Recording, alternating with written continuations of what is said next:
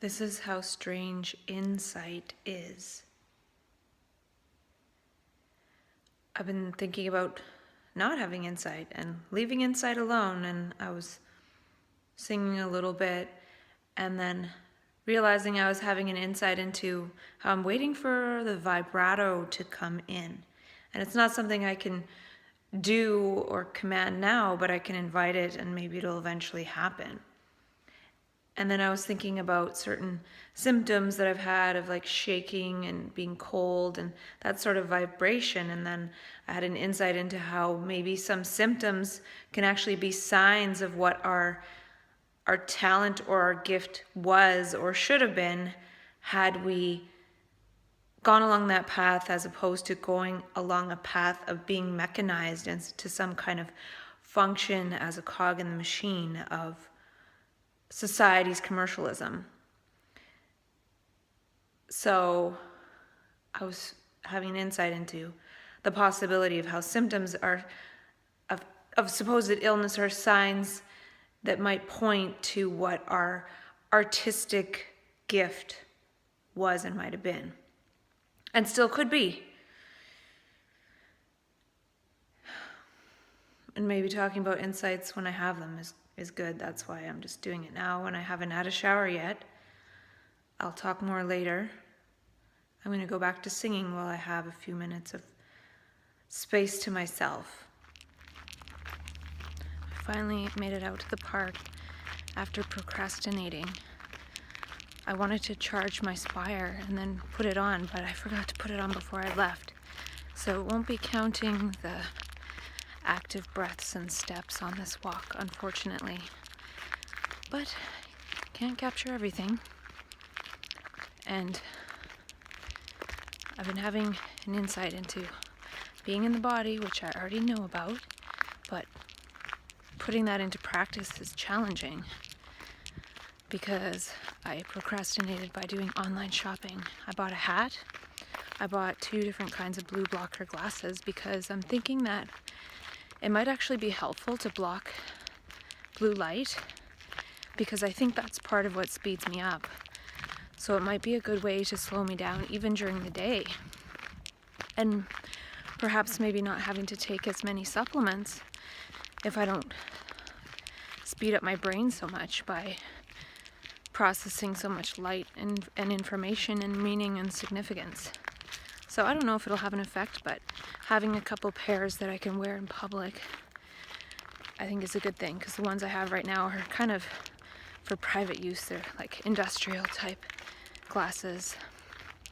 And I'm probably going to buy a few Universe tank tops, because I realized I've been spending a lot of money on things for these experiments, like that heart math device and the cardia device.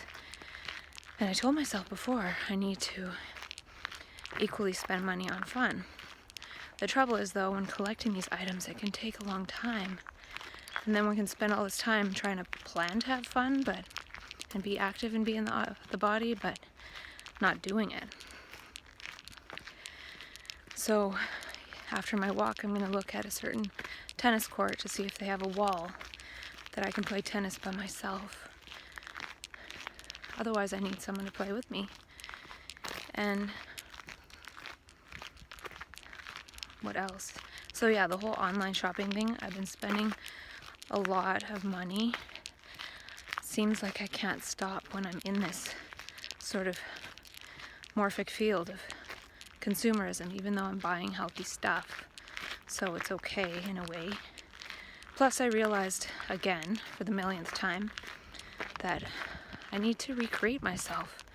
The very first time I had a crisis, I had the sense that I needed to fake my own death.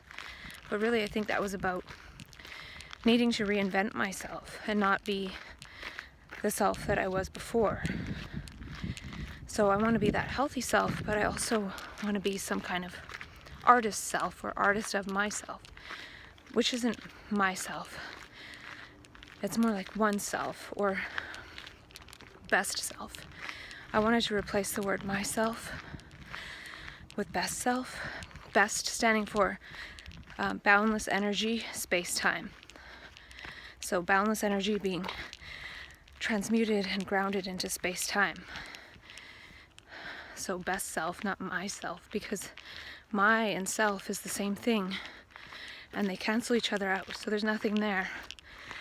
And using language incorrectly sort of reinforces these other illusions. But it could actually be helpful to speak in old languaging to not speed my brain up too much into new possibilities. So that's the thing I'm struggling with a bit now, is that there's new, or I should say challenge with, not struggling with, there's these new possibilities that I see as possible, but they're not grounded in the now. So getting back to the lowest common denominator, and part of that is the body. So being in the body, getting clothes to dress the body, eating high vibration food for the body, physiology stuff. And I saw a really beautiful butterfly on the beginning of my walk.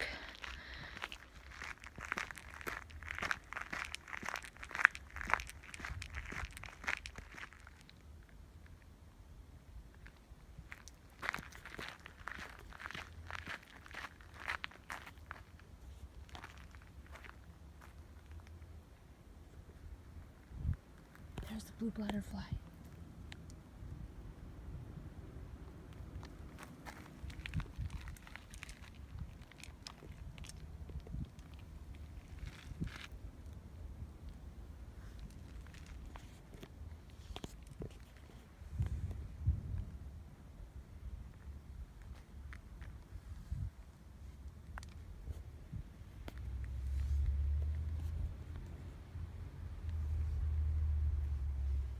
Such joy.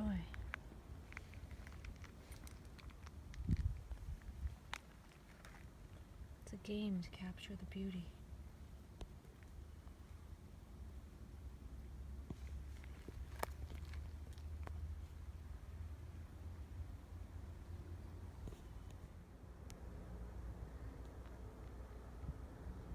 It's too beautiful to focus on. So balancing by buying fun stuff, even though perhaps I need to stop buying, otherwise I'll run out of money and then I'll be in scarcity consciousness. And I had that insight at the beginning of the day when I wasn't even showered yet. And I was trying to say goodbye to insight, but it doesn't seem like that's going to happen. But perhaps having insights while doing embodied things will be more grounded versions of insights than ones that are sort of higher consciousness and less relevant to the moment now. So we'll see what happens with that. And also wondering what makes the cells of the body happy, the actual cells, and maybe talking about some insights daily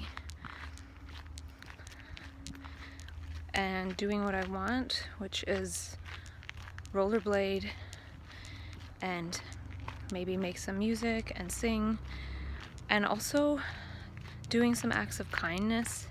I talked about this a long time ago, but then I didn't work to embody it. So I really possibly want to work to embody that. So when I'm out grocery shopping tomorrow, I might see if I can get some things that help with gestures of kindness, and also the past, and also,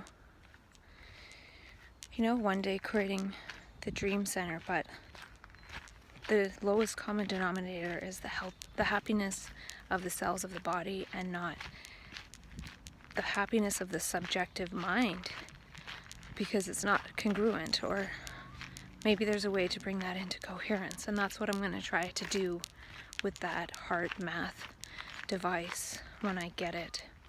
It might be a way to measure the coherence, like if I'm out and about doing stuff, and see what that is showing.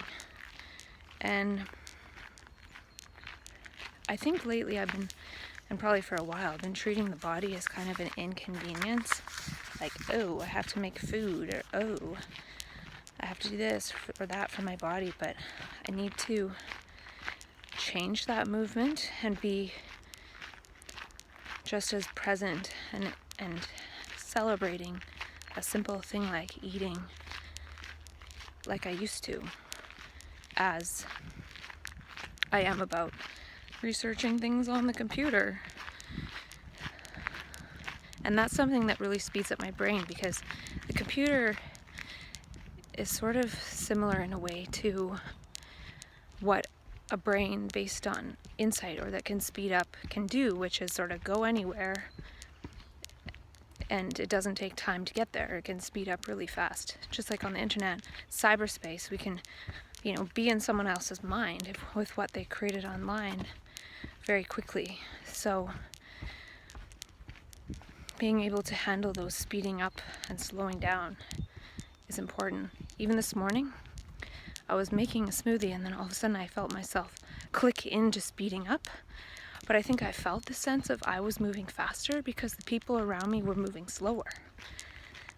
Like this whole relativity and consciousness thing that I've been sort of exploring in terms of a felt sense of it and how it manifests as certain things. So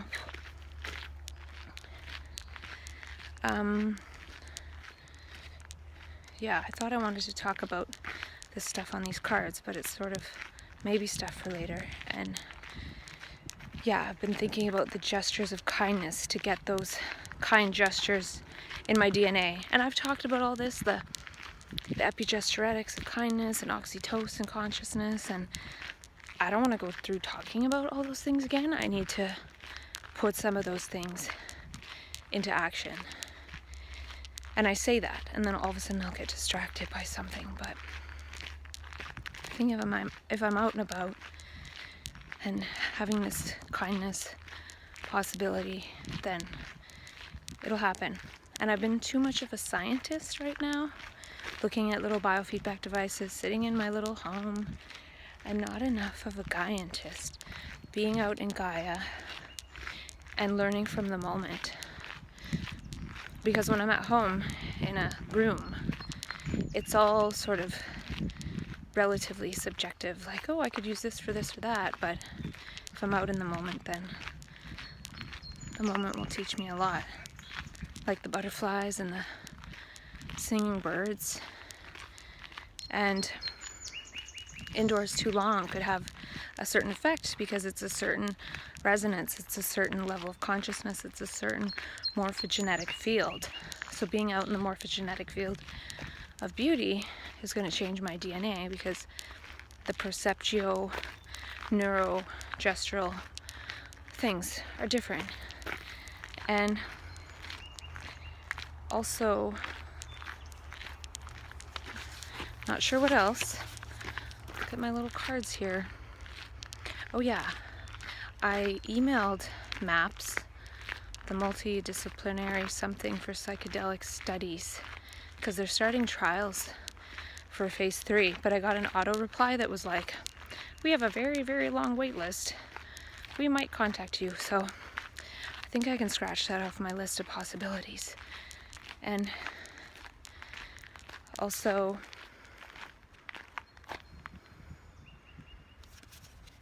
I've noticed that by setting up my coloring station, I'll just sit down and color. So I think this whole idea of having a large space with different stations, it changes the epigenetic matrix. So I was thinking about moving some of my things that are tucked away in shelves. Like I have this drawer unit that has a bunch of cool epigenetic type stuff in it, but they're in drawers that I can't see. Hence, I have not used any of it since I've been back from California. So I do need to keep that in mind and redesign that to be things that I can see. Otherwise, I'm not going to act with them. But at the same time, if I take those things that are inside things and make them seeable, then I could get distracted and get stuck inside. So there's always multiple perspectives for everything. So I need to spend more hours in a day in a selfless way, because I like to imagine that these experiments I'm doing with myself right now could one day help others. But at the same time, if I'm not doing something now that's more selfless, then it's still going to create more and more self, or appearance of self. That could even be what is part of the allostatic load. It could be an allostatic load of building up of a false self with gestures that one imagines are in a selfless direction, but they aren't. So then it eventually implodes upon itself. So I'm wondering what else I can put in my epigenetic matrix. Of course, being outside is the best, because the universe put that cute little purple butterfly there for me to record in my epigenetic matrix. And that by perceiving that butterfly, the action was created to attempt to capture the beauty of the butterfly. Of course, capturing it on an iPhone video can't really get much of the essence of it, but it's a more fun game than capturing the chaos. And also, I did the whole cold shower thing, and I was shivering. And since I put the cold water on my head this time, because I washed my hair, I noticed that I couldn't hear as well. I think like the blood in my ears was moving slower, and I couldn't hear as well temporarily. But I think it could help too, in that it slows down the metabolism. Like, I think part of this whole speeding up in consciousness that happens, especially for people when winter switches to spring and spring to summer, is partly metabolic, in that more heat available from the outside speeds up metabolism. The body doesn't have to use so much energy to heat itself, so then it has more energy to do other things, which is part of how evolution works. And even something like Maslow's hierarchy of needs, we have these basic needs. Well, the body has very basic functions it has to do, like digest food, heat up the body, keep homeostasis. But if there's more heat, the body might need some energy to cool it down, for sure, but the heat naturally that energy can be used for other processes like insight, but also there being more light and brighter days and less clouds, when the brain switches into perception of light instead of reaction based on sound image forms as stored holograms, then it's easier to see. But that can be dangerous, in that we start to really see what's happening, and we don't want to see what's happening. We don't want to see beyond the now of what's happening. And that's what can happen in the brain, is that it can start to prophesize and have premonitions based on what it sees now. It can extrapolate. So, and then that's where that whole mystic consciousness and being able to see more and maybe communicate that to others comes into play. But people don't listen to that. They don't want to. But they'll gladly listen to the symptomology that arises later on due to the lack of communication of what's happening. It's turned into what's happening as personal symptoms, which before that there's a space where we can see what's happening, but people don't see it. They don't want to see it because they'd have to change every moment, be so fluid, not have these thoughts, sound, images come in and interpret what's going on, which is a space before which one has some kind of conditioned program as a reflex responding to what thought says is happening, but what thought says is happening is not what is happening. And yeah, I'm gonna enjoy my walk for a while. In this consciousness, even Laura bars seem magical. Look how it's sparkling. Look at that. The light. Okay, this is a strange synchronicity.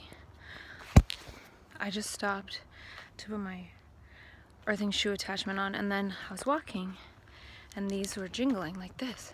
And I was thinking it's kind of like a bear bell. And then I looked up, and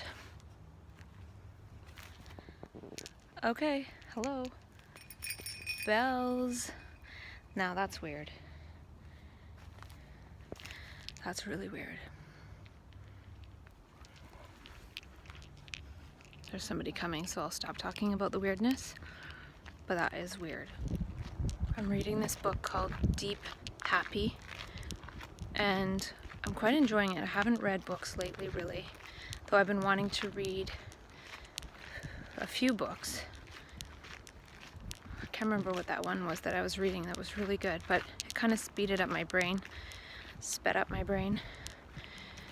But this one doesn't really, but it really resonates with my own experience and sometimes magical synchronicities. And he talks about certain stories about, well, anyways, it's chapter 2. I won't repeat the book, but it's like a magical story, and that bell thing that just happened now is sort of similar as a sign in what he's describing in the book. Like, just ask the universe and then go out and wander and it'll be there.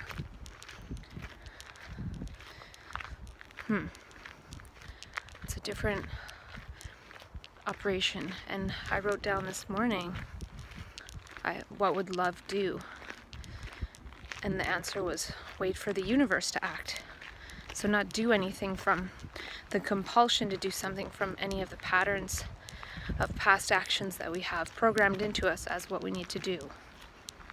So that's sort of the do nothing thing. And then something else came to me in terms of how we're identified with being the doer. Like we have to feel like we're the doer. But I think it's more true to bring oneself back and be the watcher. Watch the doing happening. Especially when something else is doing it. Not something else, everything else is doing it. Including oneself, but it's such a small part of the whole thing. Though the self is the experiencer is the gift of being able to participate in this. But it's not the actor. There's so many other factors. Ooh, rhyme. Chugga, chugga, chugga, chugga. Gesture of love. Gesture of connection to the earth. Grounded. Love grounded on the earth. Oh yeah, and the bells thing isn't weird. It's synchronistic and magical. One of my pet peeves about walking in the park is people who pick up their dog poo with the bag and then just leave the bag on the trail or leave it just off the trail. You may as well leave the dog shit on the ground if you're not going to throw it out, because the dog shit in the bag is worse than the dog shit out of the bag. It's just so weird. I don't get it. And there was this new bag on the trail just now, and it was a Dalmatian spotted bag. And there's a lady running with her Dalmatian, and I saw her once, and then I saw her again. And obviously she's the one that dropped that bag. She has these Dalmatian bags. So obvious. And then I was thinking, oh, well, I wish I had a piece of paper to leave a note by the poop. And I also made a note to myself to buy like a garbage picker upper so I can pick up garbage. But then I thought it'd be funny if I had more time to just pick up the bag of poo and walk with it and then do another lap so she can see me holding her bag of shit, and then realize, well, if I don't put it in the garbage, somebody else has to pick it up and put it in the garbage. But I don't have time for that today, and I kind of thought of that after the fact. That would be a good one though, to pick it up and walk with it past her again. But she could be through the park by the time I get back to another lap, and I have to go home and make dinner. I'd love to do that, but I also have to take care of my body. I don't have time to be on a tirade about every single thing. But I'm feeling a bit more inspired to create my magical backpack and put in like a garbage picker upper, some bags, and some pieces of paper so I can leave notes, and some tape. Different magical items for wandering with love. Here's a bag just sitting there. So yeah. Strange.